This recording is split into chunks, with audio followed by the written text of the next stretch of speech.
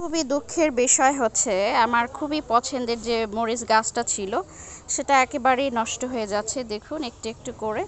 তারপর আজকে একটা দেখতে পাচ্ছি মরিচে যে কি সুন্দর।